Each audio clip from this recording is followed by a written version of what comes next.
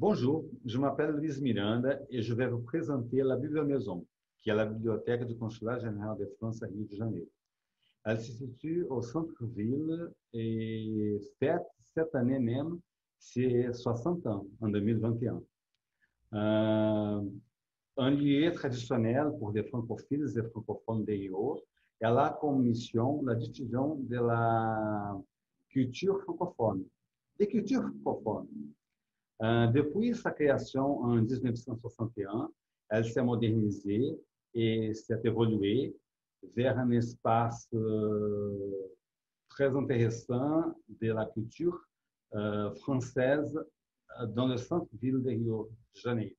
Et pendant la dictature militaire, elle a exercé un rôle très important parce que là-bas, on pouvait lire des livres qui étaient interdits au Brésil. Et aujourd'hui, la Bibliomaison a évolué vers un concept de troisième lieu et qui offre non seulement un fonds très diversifié, mais des activités participatives et un espace convivial. La perspective de la bibliothèque au Brésil, ainsi qu'en Amérique latine en général, a toujours été liée à une extension naturelle de la vie scolaire et universitaire. Bientôt, la bibliothèque finit aussi par devenir un lieu de travail, d'engagement utilitaire.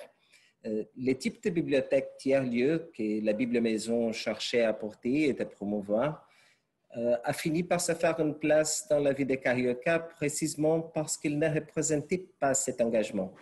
En temps normal de fonctionnement, on peut travailler et étudier, mais aussi l'utilisateur peut venir participer à une animation, s'occuper d'un jardin urbain collaboratif, utiliser les ressources numériques de l'espace, jouer à des jeux vidéo ou des jeux de société, et même se reposer, ou lire seulement pour le plaisir.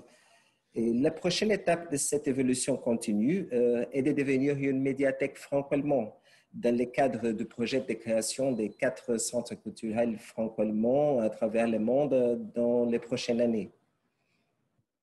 Au moment où l'on fait cette vidéo, la Bibliomaison est fermée depuis plus d'1 an du fait du contexte de la pandémie au Brésil. Et le défi pour nous est de maintenir un lien avec nos usagers sans avoir l'espace physique de la bibliothèque pour cela. Donc, nous avons dû penser à différentes manières de permettre à nos usagers de continuer de se rencontrer et d'échanger. Premièrement, nous avons pu adapter une partie de notre programmation régulière de la bibliothèque au format virtuel. Ça a été le cas notamment des clubs de lecture, des ateliers de conversation en français et de différentes conférences que l'on a pu adapter au format live. Et puis, on a essayé de penser à d'autres manières, d'autres formats. Et en parlant de lieux d'écriture, notamment, nous avons proposé un concours d'écriture à nos usagers en avril 2020 sur le thème du confinement. Le thème était le premier jour après la fin du confinement. Et le concours a rencontré un assez grand succès. Succès qui montre bien que notre public avait besoin encore de trouver des espaces et des manières de se rencontrer, d'échanger autour du moment que nous vivons en ce moment.